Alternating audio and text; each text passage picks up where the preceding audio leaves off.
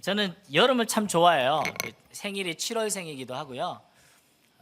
고향이 대구다 보니까 더위가 좀 뭐랄까 친숙한 것 같고요. 일기예보를 볼 때 대구가 날씨가 제일 더우면 막 뿌듯해요. 아, 역시 대구. 근데 일기예보가 다른 지역이 뭐 1도라도 높으면 괜히 막 자존심 상하고, 아씨, 우리가 더 더워야 되는데 막 이런 생각도 하고 그랬습니다. 우리 인생에도 뜨거운 태양빛과 같이 또 덥고 힘든 시절들이 있죠. 하지만 그때에 또 감사한 것은 많은 비가 있다라는 거예요. 여름철 태양빛과 같은 햇살이 있다면 그 햇빛을 또 녹일 만한 많은 비가 있어서 이 여름에 만물들이 많이 자라고 성장하고 가을의 열매를 준비하는 계절이 여름이 아닌가 생각됩니다. 이번 여름에 가장 기억에 남는 어떤 사건들이 있나요? 뭐 휴가가 되었건 뭐 어떤 그런 것들 생각나는 거 있어요? 있죠? 그거 옆 사람하고 좀 이야기 좀 나누도록 하겠습니다. 네, 옆 사람하고 나는 지난 여름에 이런 일이 있었어요 하는 거 딱 이야기해요. 모르는 사람도 괜찮아요. 저는 이런 일이 있었습니다. 좀 이야기 나누세요. 제가 설교 온 걸 아직 숙지 못해서 좀 읽고 있겠습니다. 좀 이야기 나누세요. 네.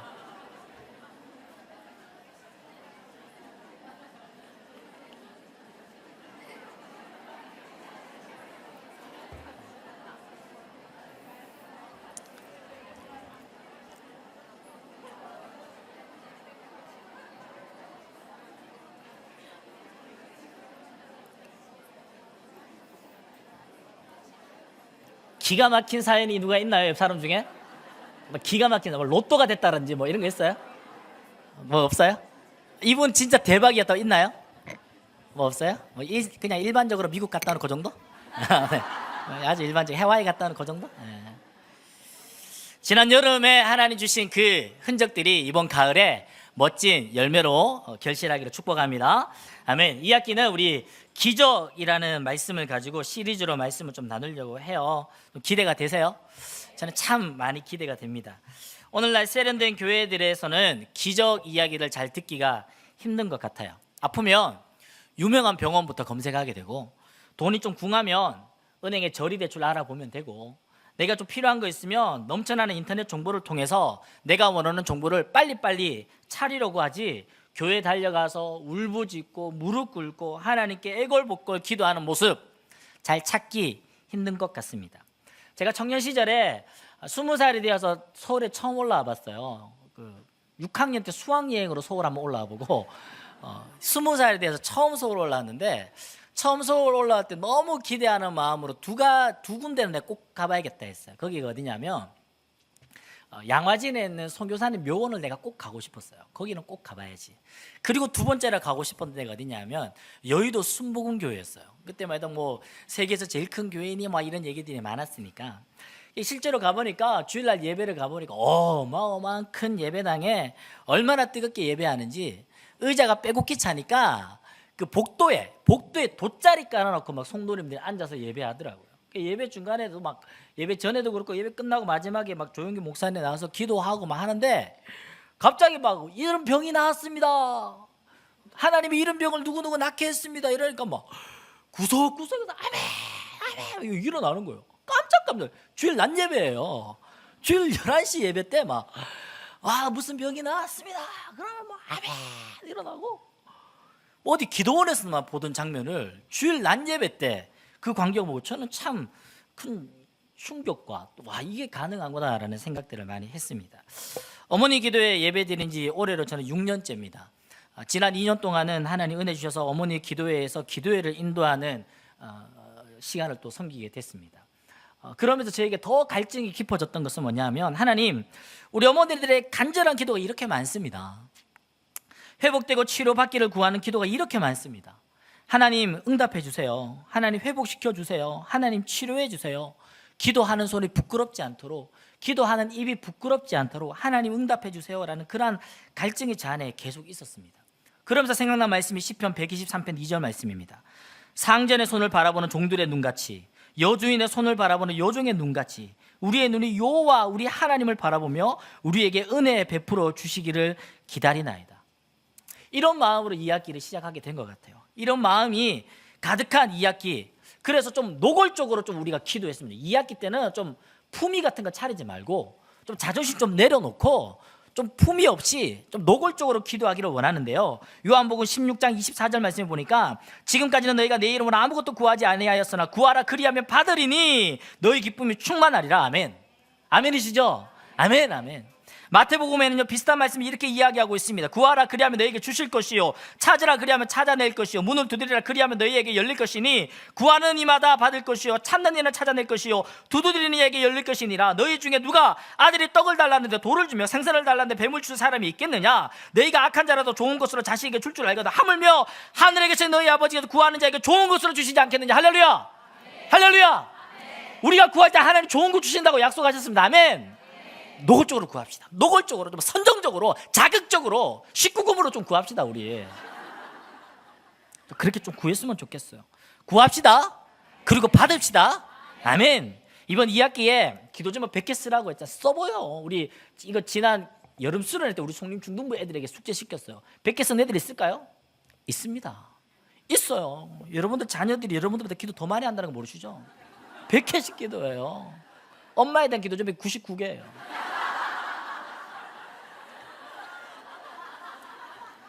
한 사람도 빠지면 100개 다 쓰죠. 여기 한 300여 분 계신데요. 300여 분이 100개를 다 쓰면 몇 개입니까? 3만 개, 3만 개. 계산되시죠? 3만 번 기도 응답받은 조지 뮬러. 그 사람만 책 쓸 게 아니라 우리 이번 학기하고 책 씁시다. 한 사람 다 100개씩 기도 제목 왔어도 책이 몇 페이지 되겠어요 지금. 자존심 안 상합니까? 그 조지 뮬러 누구지도 모르는데 그 사람 얘기를 왜 자꾸 듣냐 말이에요. 우리 얘기 합시다. 우리 얘기.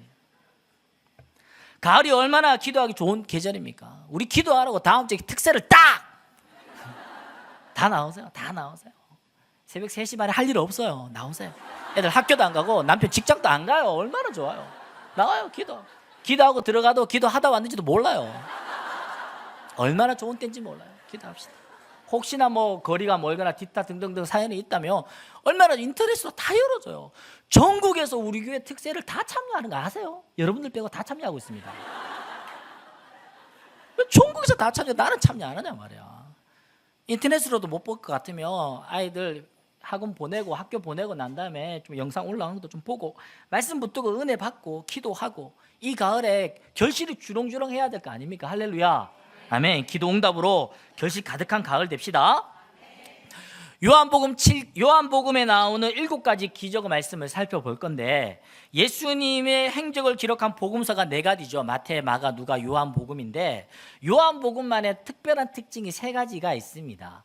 그것은 뭐냐면 요한복음이 다른 그 공간복음 마태, 마가, 누가 복음서보다 한참 늦게 쓰여졌어요. 그렇다 보니까 요한이는 복음서를 쓸 때 마태복음, 마가복음, 누가복음을 이미 읽어봤을 거예요. 그러다 보니까 마태, 마가, 누가가 혹여나 놓친 부분에 대해서 좀 더 세부적으로 채워본 것 같습니다. 그리고 앞선 복음서들보다 상황과 그 대화들을 아주 세밀하고 자세하게 묘사해 주고 있습니다. 그리고 요한복음에서는 예수님이 하나님의 아들 되심을 드러내는 목적을 가지고 쓰여 이 3가지 특징을 가지고 있는데 그래서 우리가 다루게 되는 7가지 기적 중에서도 2장에 나오는 혼인잔치의 기적, 5장에 나오는 베데스다의 기적, 9장에 나오는 실로암의 기적, 11장에 나오는 나사로의 기적은 마태, 마가, 누가복음에 안 나옵니다. 오직 요한복음에서만 나타나는 기적입니다.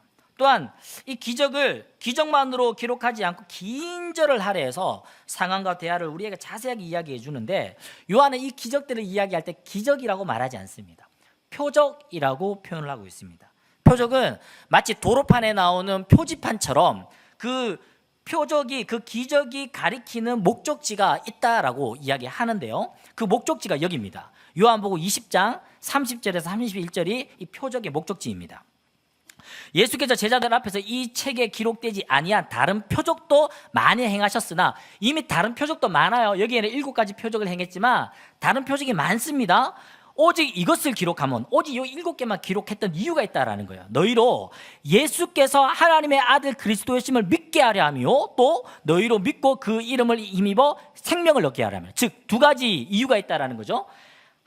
예수님이 하나님의 아들 그리스도이심을 믿어라. 2번째는 그걸로 인하여서 너희들이 생명을 얻었으면 좋겠다. 그 이유를 가지고 이 기적들을 우리에게 알려준다라는 거예요. 그래서 우리가 어머니 기도회 이번 요한복음에 나오는 7가지 기적 시리즈의 말씀을 통해서 우리가 얻어야 되는 목적이 무엇입니까? 예수님이 하나님의 아들 그리스도이심을 믿는 거예요. 할렐루야. 두 번째는 그 믿음을 통해서 영원한 생명을 얻는 것입니다. 할렐루야. 아멘. 이 두 가지 목적을 꼭 챙겨 가시기를 바랍니다. 오늘은 가나에서 베푸신 첫 번째 기적인 혼인잔치 기적입니다. 결혼하셨죠? 네. 결혼식이에요. 지금 결혼식 잔칫날이에요. 이곳에는 더운 중동 지역이다 보니까 중요한 행사들을 저녁에 합니다. 밤에. 오늘날에도 팔레스타인 지역에 가면 결혼식을 밤에 합니다. 그리고 이 당시에는 소식을 빨리 전할 수 있는 소식편도 발달되지 않았고, 소식을 받는들 빨리 올 수 있는 교통편도 발달되지 않았다 보니까 혼인잔치를 일주일씩 하는 거예요. 일주일씩.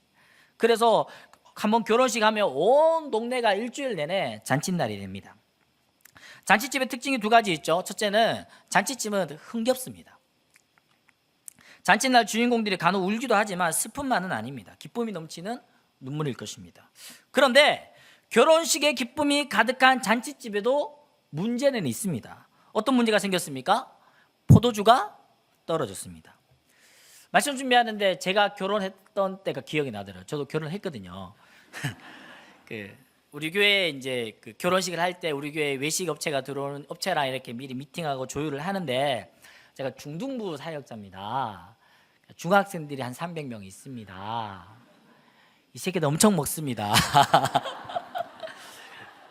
저는 돈은 없습니다. 뭐 이런 얘기를 막 조율을 했어요. 그러니까 교회 교육자이기도 하고 하니까 어쨌든 업체에서 많이 배려해 주셨어요. 그리고 저도 이제 아이들에게 많이 와라, 니들 다 와라, 그리고 마음껏 먹어라, 먹는 거 그 인생하게 생각하지 마라, 니들 뭐 내가 밥 한 번 못 사주겠니, 그런 생각 많이 먹어라 그랬어요. 광고까지 했어요.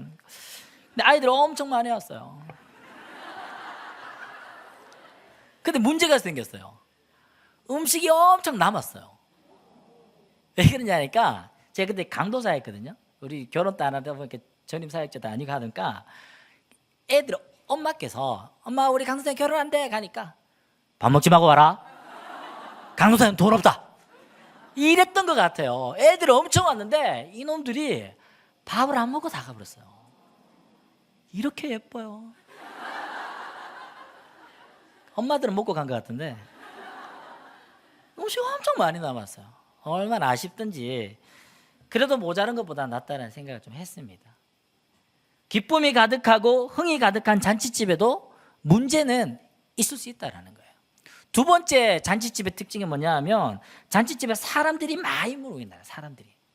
사람들이 많다고 해서 문제가 없습니까? 오히려 사람들 많으면 문제도 많고, 사람들 많으면 문제도 큽니다. 그 잔치집에 똑똑한 사람도 있고요, 돈 많은 사람이 있고요, 권력 있는 사람도 많았을 거예요. 그런데 그 사람들 가운데서도 문제는 생긴다라는 거예요.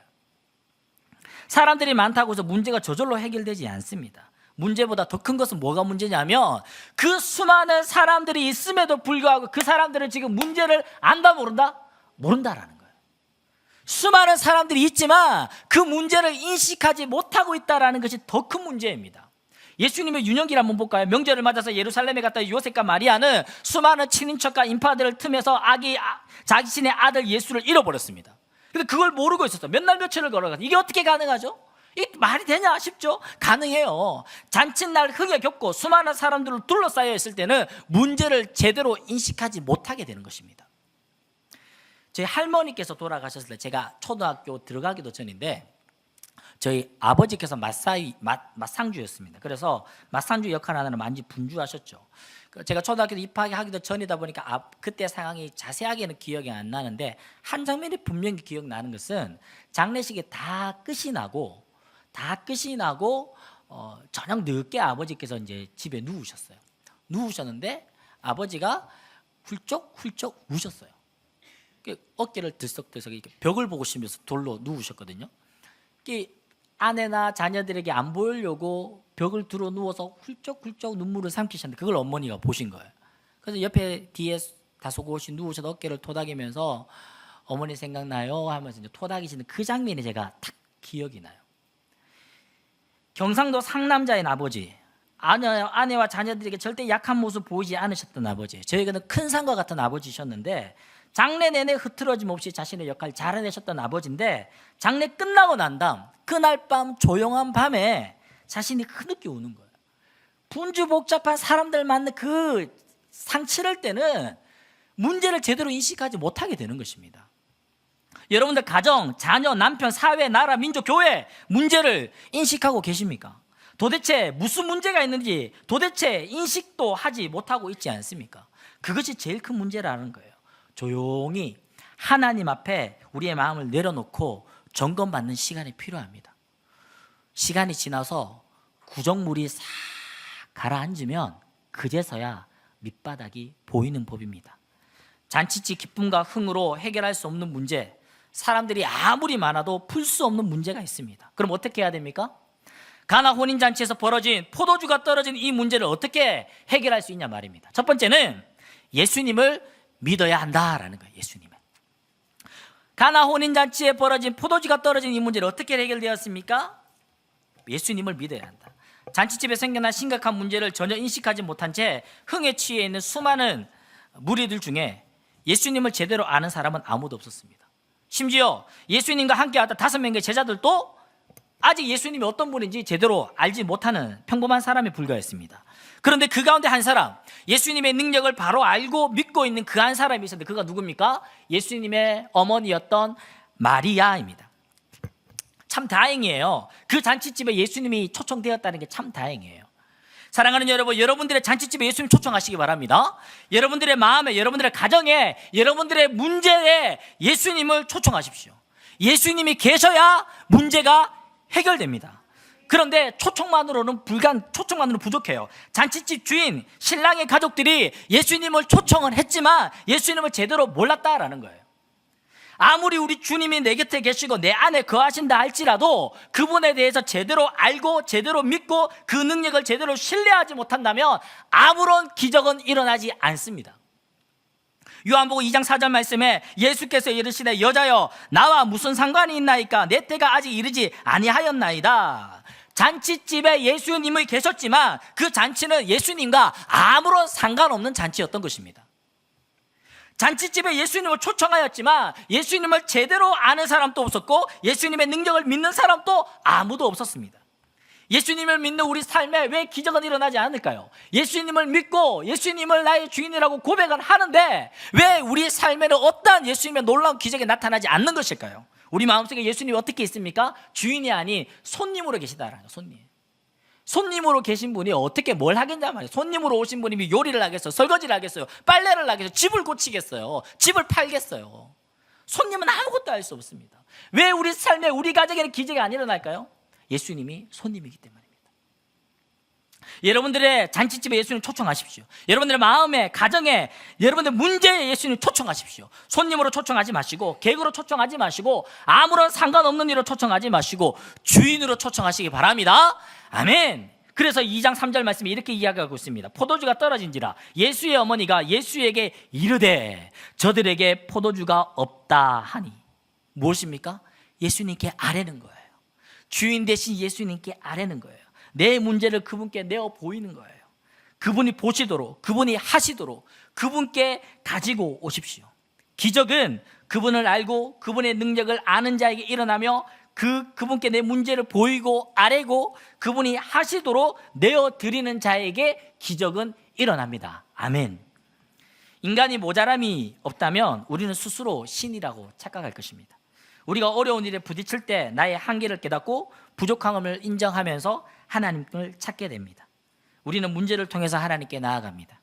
그래서 시편 123편 2절 말씀에 우리의 눈이 여호와 우리 하나님을 바라보고 우리에게 은혜 베풀어 주시기를 기다리나이다. 우리가 요종으로서 주인 대신 주님께 손을 내밀어 주님의 은혜를 바라보는 그 시선, 그 자세, 그 손, 그 무릎. 그래서 고난을 축복이라고 하는 것이죠. 고난을 통해 하나님께 나아가기 때문에, 고난을 통해 하나님께 무릎 꿇기 때문에, 고난을 통해 하나님을 바라보기 때문입니다. 찬송가 373장 이렇게 이야기합니다. 이 풍랑이 연하여서 어떻게 가죠? 더 빨리 갑니다. 풍랑이 있으면 그 풍랑 때문에 더 빨리 갈 수 있는 것입니다. 이 풍랑 주님 손에 있습니다. 그분께 아뢰십시오. 주님께서 유라굴로 강풍도 일으킬 수도 있고 풍랑아 잠잠하라 라고 외칠 수도 있는 그분께 우리의 문제를 내어 맡기시기를 축복합니다.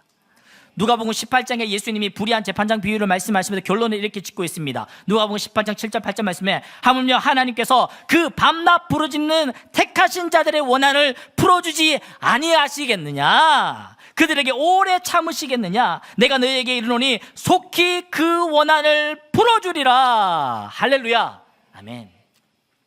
내 마음에, 우리 가정에, 내 문제에 예수님을 주인으로 초청하시고 그분께 나의 문제를 보이고 아뢰어 그분이 하시도록 그분께 내어드릴 때 기적이 일어날 줄로 믿습니다. 아멘. 두 번째로 가나 혼인잔치에 벌어진 포도주가 떨어진 이 문제를 어떻게 해결했습니까? 두 번째로는 말씀에 순종해야 한다라는 거예요. 예수님을 주인으로 믿으며 초청하였습니다. 그분에게 나의 문제를 아뢰었습니다. 그것이 기적을 여는 단추였다며 기적의 완성은 예수님의 그 말씀에 순종하는 것입니다. 2장 5절 말씀에 그의 어머니가 하인들에게 이르되 너희에게 무슨 말씀을 하시든지 그대로 하라 하니라. 무슨 말씀을 하시든지 그대로 하라. 복음에는 구원이 있습니다. 복음에는 풍성한 축복이 있습니다. 그래서 사도 바울은 로마서 1장 16절에 이렇게 고백합니다. 내가 복음을 부끄러워하지 않는다. 그 복음을 부끄러워하지 않는 이유는 그 복음에는 구원을 주시는 하나님의 능력이 있기 때문이다. 복음에는 하나님의 구원의 능력이 있다. 그래서 나 부끄러워하지 않는다. 오히려 그것을 자랑한다. 여러분도 그러시죠? 아멘. 복음에는 이런 엄청난 구원과 축복이 있는데 그렇다면 복음에 이 물에 물 있어요. 물. 오케이, 물 있어요. 이거 알아요. 우리 다 알잖아요. 복음에는 구원이 있어요. 엄청난 축복이 있어요. 그런데 이놈을 내 것이 되기 위해서는 어떻게 해야 되죠? 그것이 바로 믿음이란 것입니다. 복음을 믿는 거예요. 그러면 구원이 내게 들어오는 거예요. 복음 안에 있는 엄청난 축복이 내게 들어오는 건데 그 과정이 믿음이라는 것이에요. 출애굽한 이스라엘 백성들이 광야의 혹독한 시련을 통해서 모세를 원망합니다. 그래서 하나님 어떻게 합니까? 불뱀을 보내시는 거예요. 불뱀을 보내서 원망한 사람을 다 물어버렸어요. 죽어갑니다. 모세가 하나님께 기도하자. 하나님 살려주세요. 하나님은 사는 길을 알려주시죠. 놋뱀을 만들어다가 장대 높이 들어라. 그리고 텐트에서 나와서 이 놋뱀을 보는 사람은 산다. 말이 됩니까? 뱀에 물렸는데, 뱀에 물려 죽어가는데 그 뭐 뱀 하나 만들어가지고 이거 장난감 이거 봐라 막 산다라. 그 말이 되냐 말이에요. 아람의 군대 장관 나아만 장군 알아요? 나병에 걸렸어요. 나병에 걸렸어요. 그래서 엘리사한테 병 낫는 방법을 알아봤는데 엘리사 나오지도 않고 그 종 게하시가 나와가지고 요단강에 가가지고 7번 목욕, 탄천에 가서 목욕 7번 하세요. 말이 되냐 말이에요. 그게 말이 돼요. 탄천에 7번 목욕하면 여러분들 피부가 말이 되냐 말이. 말도 안 되죠. 그런데 말이 안 되는 일이 일어납니다. 그게 기적이라는 거예요. 놋뱀을 본 자가 살았어요. 말이 됐어요. 요단강에 7번 목욕을 해버렸어요. 말이 돼버린 거예요. 기적이 돼버린 거예요. 우리 지난주에 우리 스태프들이랑 모여서 나눔을 하는데 방학 동안 기적을 경험한 거 있습니까? 기적을 경험한 게 많이 있더라고요. 첫째 아이가 사춘기 끝났다라고 고백했대. 이게 말이 됩니까? 그 새끼 아직 사춘기 기간 더 남았어요. 아직 내가 봤을 때.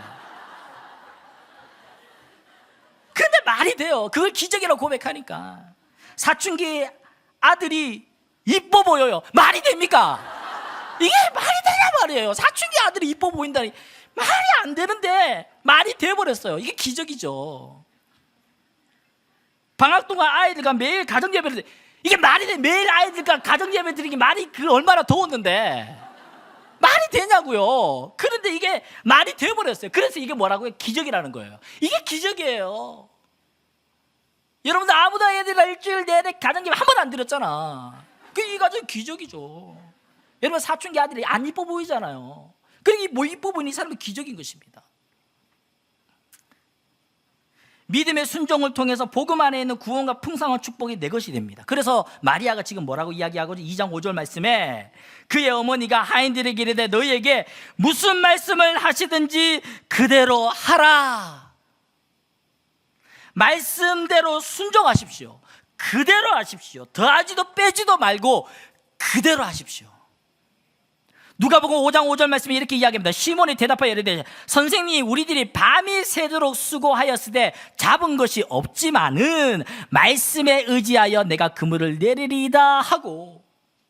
누가 어부예요. 누가 30대 초반의 젊은 사람이, 이 사람 목수예요. 목수. 지금 배에 타고 있는 사람은 40, 50대 되는 노련한 어부입니다. 그런데 지금 노련한 어부가 30대 초반에 목수의 말을 듣고 있어요. 그때 어떤 일이 벌어집니까? 그물이 찢어지는 거예요. 말씀에 의지하여 더 깊은 곳에 그물을 내리고, 말씀에 의지하여 더 깊은 순종으로 그물을 내릴 때 더 깊은 은혜와 더 깊은 기적을 맛보게 될 줄로 믿습니다. 아멘. 예수님을 주인으로 초청하고 그분의 말씀을 믿고 순종하십시오. 그러면 맹물이 변해서 맛깔나는 포도주로 변화됩니다. 겨우 발에 먼지나 떨어내는 허드렛 물이 사람들을 놀라게 하는 최상급 포도주로 변화됩니다. 여러분들의 자녀가, 여러분들의 남편이, 여러분들의 가정이, 여러분들의 기도 제목 100개에 이런 기적이 일어나기를 축복합니다. 아멘, 아멘. 옆 사람한테 축복합시다. 맹물이 변해서 포도주 됩니다. 고백합시다. 맹물이 변해서 포도주 됩니다. 아멘, 아멘, 아멘, 아멘. 여기까지가 일반적으로 우리가 아는 내용, 그죠? 이제부터 진짜 엑기스 나옵니다. 이제 잘 받아 적어야 돼요. 좋은 사람에서 깨워주세요. 이 어디서 들어보지 못한 설교를 들을 거예요 지금. 잘 들어야 돼. 이것 때문에 제가 어제 새벽 2시까지 가슴이 벌렁거려가지고 잠을 못 잤는데, 혼인잔치 기적을 말씀을 준비하면서 이 기적의 말씀이 우리 어머니 기도회에 또 첫 개강 예배 오는 사람이 가장 보물이잖아요. 이분들에게 내가 정말 특별한 의미가 뭐가 있을까 고민하고 연구하고 기도하는 중에 두 가지를 발견했는데요. 첫 번째는 결국은 가정이다라는 거예요. 결국은 가정이다. 이 세상에 오신 하나님의 아들이 처음으로 베푸신 기적이에요. 하나님의 아들이 이 땅에 오셔가지고 처음으로 베푸신 기적이에요. 그러면 어떻게 얼마나 막 영광스럽고 멋진 장면입니까? 산이 막 흔들려가지고 바다에 막 빠져버리고, 막 바닷물이 막 바짝 말라가지고 땅이 돼버리고, 뭐 이런 엄청난 광경이 있어야 되지 않겠어요? 첫 번째 기적인데. 그런데 하나님의 아들이신 예수님이 이 땅에 오셔서 첫 번째 하신 기적의 장소가 어디죠? 가정이라는 거예요. 가정. 그것도 어떤 가정입니까?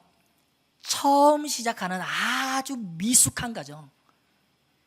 이제 막 결혼식 올리고 아무것도 갖춰지지 않은 미숙한 새 가정. 그곳에서 예수님이 기적을 베푸시는데 아직 당신의 때가 이르지 않았음에도 불구하고 그때를 거슬러서 첫 번째 기적을 베풀어줬다라는 거예요.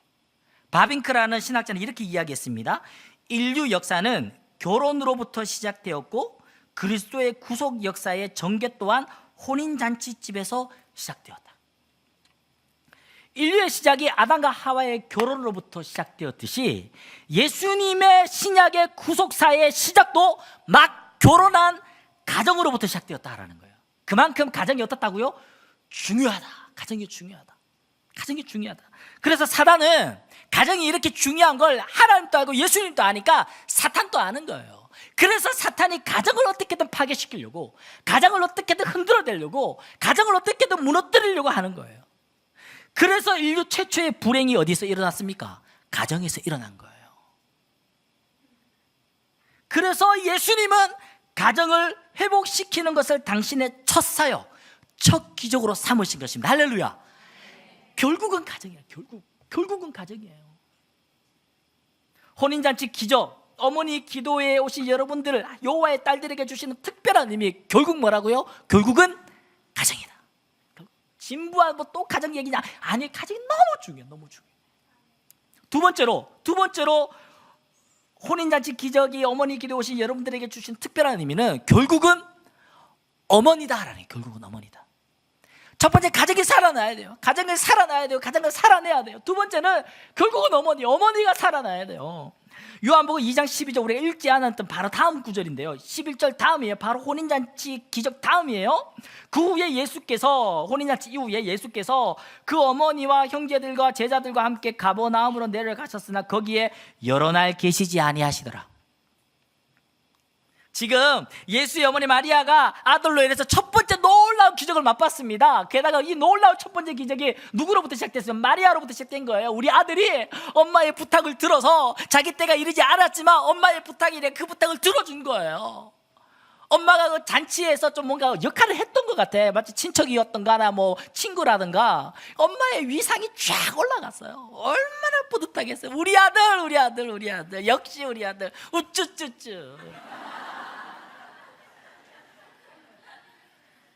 근데 그 아들이 이제 뭐 한다고요? 떠나겠다라는 거예요. 떠나겠다. 옷자락 붙잡고 좀 더 있자. 일주일만 더 있어라. 내가 요리해줄게. 네 맛있는 거 해줄게. 일주일만 더 있다 가라. 그 말 했다면 우리 착하신 예수님 일주일 더 안 있었겠냐 말이에요. 한 달 더 안 있었겠냐 말이에요. 그런데 하나님의 아들이신 예수 그리스도의 육신의 어머니에게 지나지 않는 자신의 곁을 떠나야 했고, 그래야 진정 하나님의 아들로서의 사역을 할 수 있기 때문에 하나님의 아들이니 마리아는 그 예수를 떠나보내기를 결정. 그 당연한 거 아닙니까? 라는 생각이 들지 않나요? 뭐 하나님의 아들이고 머리가 당연히 그래야지. 이게 어떻게 당연합니까? 10달을 배 아파서 아이 낳아본 엄마는 그런 말 못합니다. 30년을 먹이고 키우고 같이 자라고 자란 남편 일찍 죽고 남편인지 친구인지 구분이 또 안 간 만큼 그렇게 30년을 함께 동고동락했던 그 아들, 든든하고 뿌듯하고 흐뭇한 우리 아들이 이제 떠난대요. 그게 쉽냐 말이에요. 제가 군대 이제 갔다가 기초군사훈련 5주 받고 주특기 교육이라고 특기 교육을 또 다르지. 기초군사훈련 총 쏘는 거 이런 거 배우고요. 그 다음에 뭐 특기별로 다시 후반기 교육을 또 받아요. 제가 방공포 포병에 있는 방공포 특기였거든요. 그런데 방공포 특기 받는 주특기 교육을 어디서 받았냐니까 내 고향집 옆 동네에서 받았어요.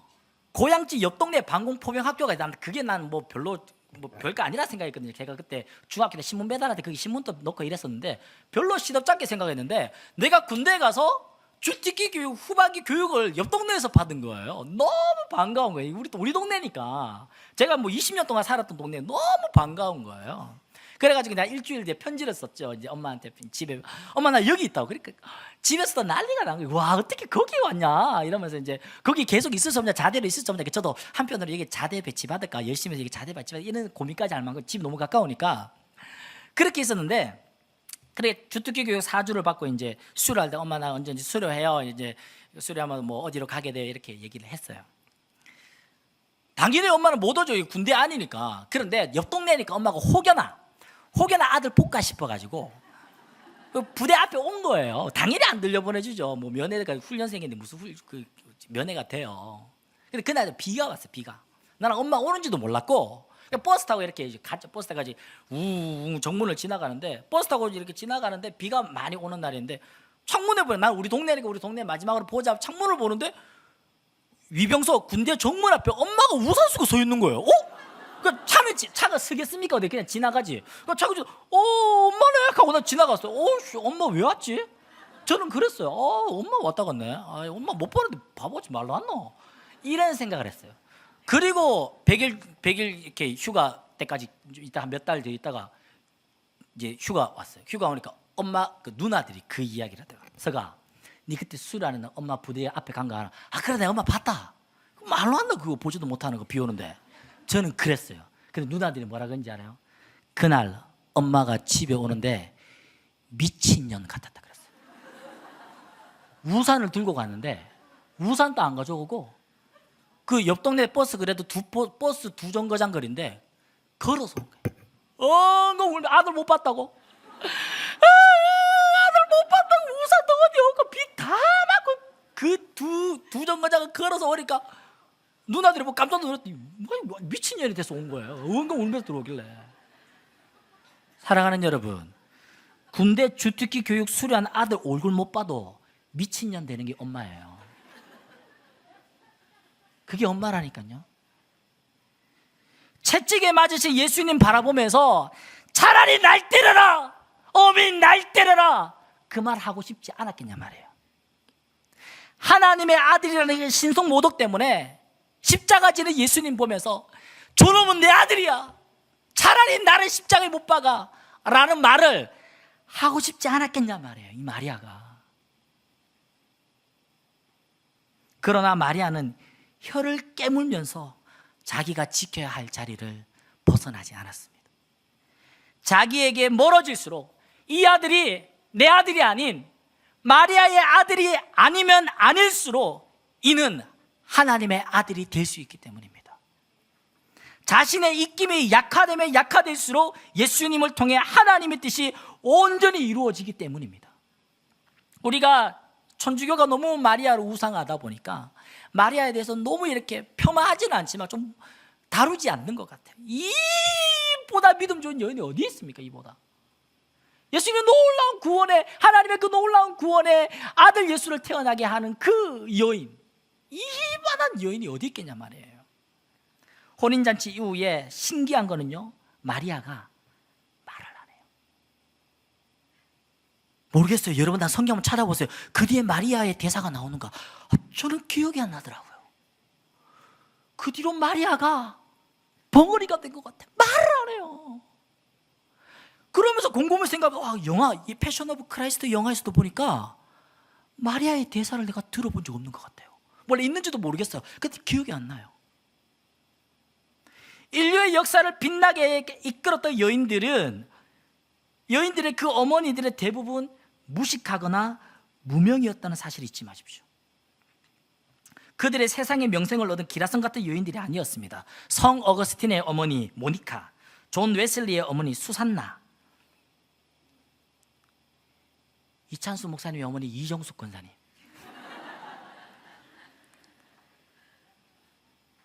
그들의 자녀들이 존경받는 인물이 되기 전까지 그 여인들은 무명의 여인들이었습니다.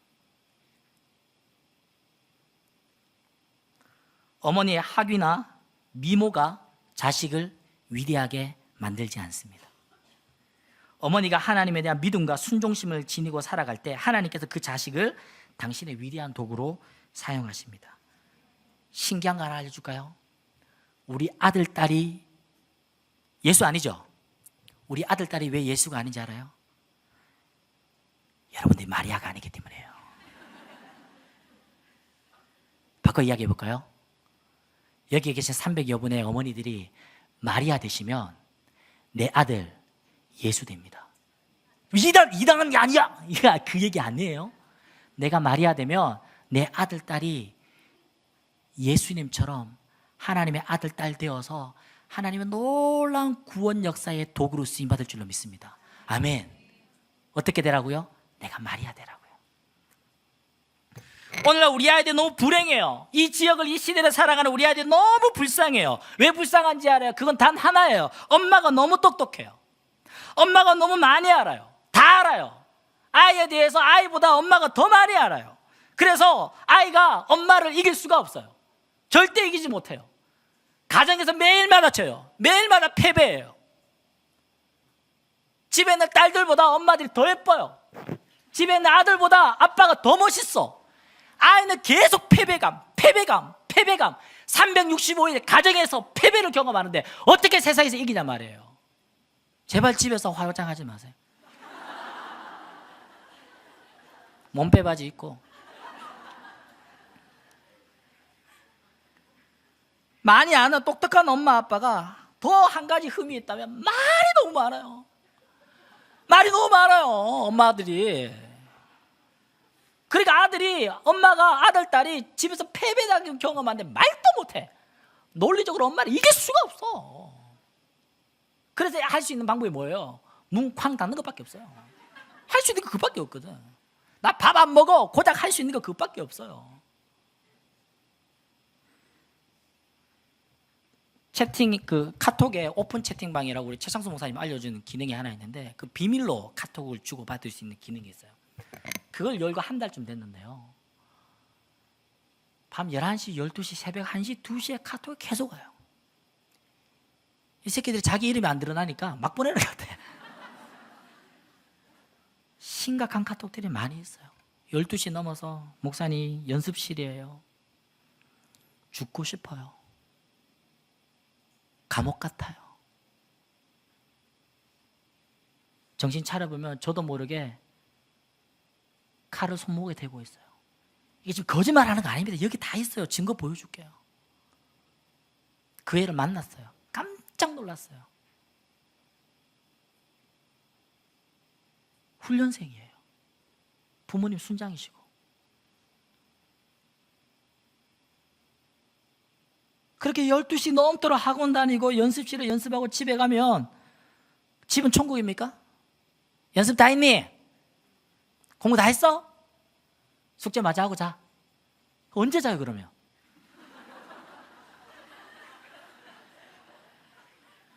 지금 먼 동네 어디 대치동에 이야기 하는 게 아니라 사랑의 교회 이야기 아닙니다. 이 동네 살아가는 아이예요. 분당 우리 교회 아이예요. 분당 우리가 순장님 자녀라니까요. 미안하지만 여기 있는 여러분들의 자녀예요. 더 안타까운 건 그 엄마는 여기 오지도 않아. 어디 브런치 카페가 있겠죠 지금. 아침 드라마 보거나 뭐 어디 입시 설명회 듣고 있겠죠. 애들이 죽어가요. 마리아 마리아 마리아, 이름은 마리아 마리아인데 말이 없어요. 어머니 좀 그 입 좀 다무세요. 애들이 죽어간다니까요. 기대치가 얼마나 높은지. 이 지역에 살아가는 부모님들 얼마나 자수성가하셔서 열심히 치열하게 살아내셔서 지금 이 자리까지 오셨잖아요. 얼마 전인가요, 그 설민석 씨가, 우리 형님 아닙니다. 자꾸 모르는 사람이 진짜 설민석 연락처 알려달라. 저도 좀 알고 싶어요. 저는 학년이 비슷하긴 한데 나이가 많은 그분이 뭐 50대 가까이 돼요. 엄청 많아요. 설민석 씨가 언제 TV 프로그램에서 이 얘기, 제가 TV를 못 봤고 이게 인터넷 짤로 봤는데, 짤하면 아시나요? 네. 우리 부모님 세대는 행복하시다. 세계 경제 119위, 120개 국가 중에서 119위, 꼴찌에서 바로 앞에, 그 경제적으로 낙후되어 있던 시대를 살아가던 우리 할아버지 세대, 우리 부모님 세대는 목표가 있다. 열심히 노력하며 경제가 막 올라가니까 행복했다라는 거예요. 그런데 지금 우리나라 국가가 전 세계 경제 10위 안에 들었었어요. 세계 경제로 우리나라가 10위 안에 든다니까요. 더 이상 올라갈 수 있겠습니까? 못 올라가요. 구조적으로 우리나라가 1등, 2등, 3등 못해요. 구조적으로 이제 더 이상 경제적으로 나아질 수 있는 희망과 가능성은 없어요. 그래서 우리 아이들은 불행하다라는 거예요. 더 이상 올라갈 수가 없기 때문에 죽어라 노력해도 지금을 유지하는 것, 죽어라 노력해도 지금 유지하는 것밖에 못해요. 우리 아이들이 불행한 건 우리 부모님이 너무 멋있게 살아냈어요. 멋있게 살아내서 열심히 공부하고 열심히 일해서 지금 이곳까지 왔기 때문에 우리 아이들은 죽으라 해도 부모님 세대 정도밖에 못 살아요. 그 이상을 살아내는 게 쉽지 않다니까요. 그래서 우리 아이들이 불행하다는 거예요. 우리 아이들이 왜 좌절할까요? 절망할까요? 내가 엄마보다 예뻐질 수 없는 거예요. 내가 아빠보다 멋있을 수 없는 거예요. 내가 엄마 아빠보다 더 좋은 학교 가기 쉽지 않은 거예요. 내가 엄마 아빠보다 더 좋은 직장 다니기 쉽지 않다라는 거예요. 그걸 아이들이 알아요. 그래서 아이들에게 좀 마음의 자유를 주세요. 높은 기대치를 좀 걸지 마세요. 고대 가라, 고대 가라. 고려대 가라 하지 말고 고구려대 가라 그래. 고구려대가 있는지도 모르겠지만 고구려대 가라. 그러면 아이가 마음의 자유를 얻죠. 서울대 가라. 서울산대 가라. 서울산대가 있는지도 모르겠지만 낮춰주세요. 쉽지 않습니다, 우리 아이들.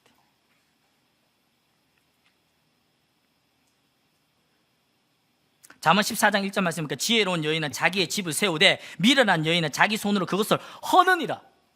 언젠가 우리 어머니 기도 주제 말씀이었죠. 지혜로운 여인은 자기 집을 세우되 미련한 여인은 자기 손으로 그것을 허느니라. 우리 어머니들 가정에서 하는 걸 뭐 한다 그죠? 살림한다 그죠? 살림한다. 살림 잘한다. 성경적인 의미예요. 살림. 살려라. 살림.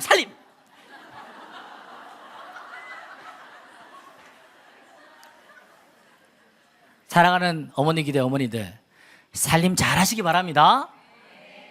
살려야죠. 그러면 그래서 어머니 기대 주제 살아나리라 살아내리라. 이 살 말고 이거 살 말고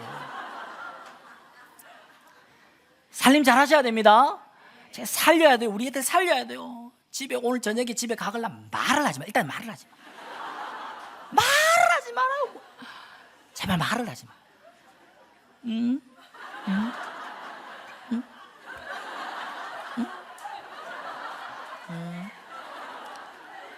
애가 살아납니다. 한번 해보라니까요. 제발 좀 해봐요. 남편 하루 종일 직장 생활해가지고 하지 마. 아무 말 하지 마. 아무 말 하지 마요. 그냥 혼자 내버려둬요. 얼마나 행복해하는지 몰라요. 저도 집에 가면요,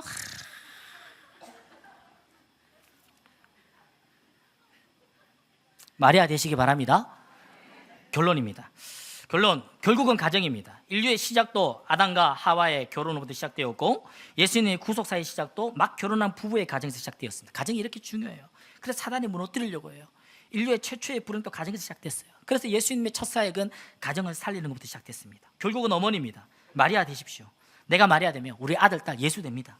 내가 마리아 되면 우리 아들, 딸, 하나님의 아들, 하나님의 딸 되어서 하나님의 놀라운 구원 역사의 도구가 될 줄로 믿습니다.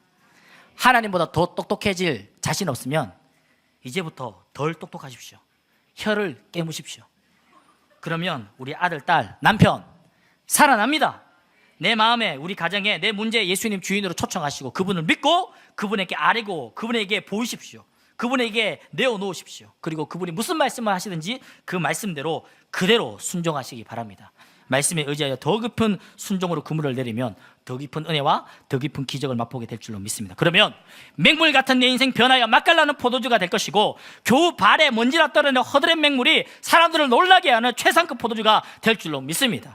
여러분들의 자녀가, 여러분의 남편의 가정이 나의 기도 제목에 이런 놀라운 기적이 있을 줄로 믿습니다.